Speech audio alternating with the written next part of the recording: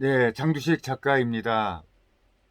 예, 후쿠시마 원전 오염수 방류 문제로 연일 윤석열 정부 공격에 나서고 있는 더불어민주당은 어제 그제 27일이죠. 일본 측에 제출한 자료를 근거로 판단하게 되는 국제 원자력 기구 결과를 믿을 수 없다고 했습니다. 민주당과 정의당 등 야당은 오염수 방류에 반대를 한다며 단식 투쟁과 장애 집회를 하고 있지만 정치권이 가학을 거부하고 괴담 확산에 나서고 있다는 지적이 지금 여기저기서 많이 나오고 있습니다. 그 괴담에 따른 사회적 비용은 약 한 수조 원으로 천문학적 액수가 되겠죠. 그러나 그 괴담 유포 세력은 그 책임을 지지 않고 국가와 민족이 그 피해를 대신 떠안거나 비용을 우리가 지불하고 있습니다. 그리고 그 과거 미국산 소고기를 먹으면 어떻게 된다 그랬죠? 뇌에 구멍이 송송송송 난다고 그랬고요. 2008년 강우병 사태가 아주 대표적인 것입니다.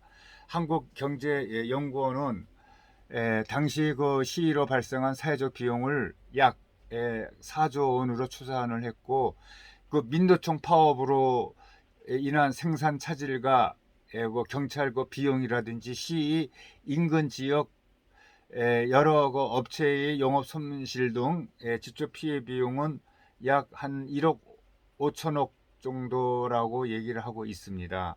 사회 불안정에 따르는 거시 경제적 비용과 공공개혁 지원에 따르는 비용을 합친 간접 피해 비용이 또 한 2조 6천억 원 정도가 되고, 그러나 현재까지 미국산 소고기로 인한 우리 국내 강우병 발병 사례는 지금까지 한 건도 없었고, 작년 미국산 소고기는 한 3조 원어치 정도 우리가 수입을 해서 먹었습니다. 그리고 또 이런 것도 있었죠. 사드. 사드가 배치되면 어떻게 된다고 그랬죠? 송주 참외는 전자레인지 참외가 된다고 얘기를 했습니다. 그 사드 역시 최근 환경 영향 평가 결과 전자파가 기준치의 0.19%의 수준이라서 문제가 전혀 없다고 결론이 났고, 또 휴대전화 기지국보다도 미비한 수준이라고 얘기하는데, 그 계단 마케팅이 아주 엄청나게 이렇게 돌던 그 시기에 송주 참외의 연 매출이 10% 20% 감소하는 등 농가는 아주 많은 그 타격을 입은 적이 있었습니다. 계담이 잠잠해지면서 참외 그 매출액은 매년 급성장을 하고, 지난해 1970년 참외 재배 이후에 최고의 매출을 올렸다고 얘기를 하고 있습니다. 애초 국방부가 사드 배치 후보지로 택했던 송주 성산 포대가 전자파 우려로 현 이치인 롯데골프장 자리로 옮기면서 정부는 약 900억 원에 이르는 남양주 땅을 롯데와 맞바꾸는 방식을 택해 비용이 더 들기도 또 했습니다. 그리고 또 제주 해군기지 건설 때도 반대를 하는 단체가 있었죠. 강정마을 해안 구름비에서 멸종위기인 붉은 발말 똥개 또 맹꽁이 등이 사라진다는 주장을 또 펼친 적이 있었습니다.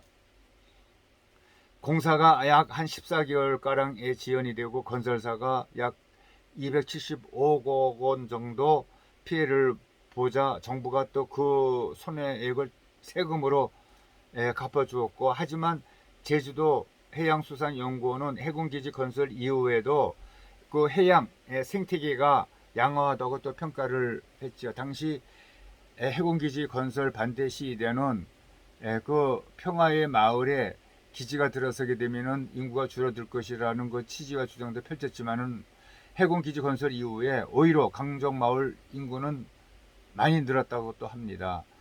경부 고속철도 천성상 터널 건설을 기억을 하시겠죠. 그 천성상 터널 기지를 건설하는 경우에도 도룡령 서식지가 파괴된다는 주장으로 공사가 6개월 중단되면서 건설사가 약 140억 원 정도의 피해를 봤다고 철도관리공단은 당시 또 얘기한 적이 있었습니다.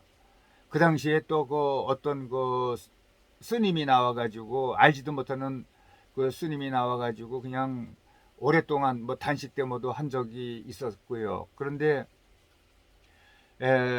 그러고 나서 이제 뭐 환경 그 영향 평가 결과에는 천성산 일대 습지 도룡뇽 알 분포에는 전혀 변화가 없었다고 얘기하고 있고요. 1980년대부터 천성산을 100여 차례 또 올랐다는 산악인 아무개 씨는 환경단체는 터널 공사를 하면은 지하 수맥이 파괴가 돼 도룡뇽 서식지를 습지가 파괴한다고 또 했지만 실제 터널이 생긴 후에도 천성산에 있는 그 늪지에서는 도룡뇽은 물론 뭐 뱀이나 습지에 뭐 피는 물매화 용담 등을 또 볼 수 있다고 그 등산가는 또 얘기를 또 했습니다. 산악인이 괴담 피해액의 책임은 거의 묻지를 또 못했습니다. 박근혜 정부는 제주 해군기지 건설 반대 시위 참가자 116명과 단체 5곳에 구상금 청구한 거죠. 한 4억 5천만 원을 청구했지만은 문재인 정부는 법원 조정을 수용하는 형식으로 받기를 또 포기를 한 적이 있습니다.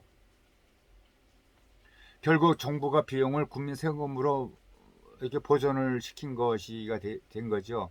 처벌받은 사람들도 사면 복권되었고 제주 해군 기지 건설 반대 시위 참가자 중 41명은 특별도 사면이 되었죠. 문재인 정부는 2019년 7대 사회적 갈등 사건 관련자라면서 107명을 사면했고 이 중에 62명이 강우병 사태, 또 사드 배치 반대 등 그 괴담과 관련된 사건이었습니다.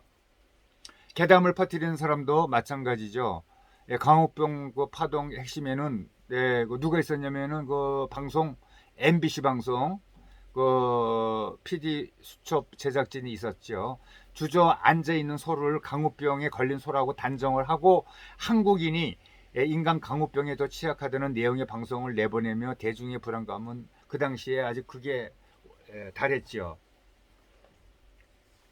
MBC는 그 이후에 당시 PD 그 수첩 방송에서 또 대해서 사과를 하고 해당 거기 참여한 그 PD 또 2명에게는 정직 3개월과 정직 3개월과 또 감봉 6개월의 중징계를 내렸는데 하지만 또 법원에서는 2012년 MBC 제작진에게 내린 징계는 또 무효라고 또 했습니다. 그 일부 정치인은 여전히 가학적 사실을 부정하며 책임을 또 피하고 있고 민주당 박주민 의원은 사드 전자파가 인체에 무해하다는 정부 조사 결과가 나오자 정부 발표를 100%또 믿을 수 없다고 또 억지를 부리기도 또 했습니다. 후쿠시마 오염수 또 방류 문제도 비슷한 수준으로 갈 가능성이 크다는 지적이 나오고 있는 현상입니다. 지난 26일 국회 후쿠시마 오염수 방류 반대 당식 농성장을 찾은 한 민주당 의원은 가학이 지금의 가학이지 100년 후에도 진리일 거라고 누가 상상하겠느냐고 말했는데 이 말은 참 얼토당토도 않은 말이고 정말 무지하고 이런 사람이 어떻게 그 국회의원이 돼서 나라에 어떤 법을 세우고 그렇게 하는지 모르겠습니다. 이런 사람들은 우리 국회의원에서 그냥 몰아내야 됩니다.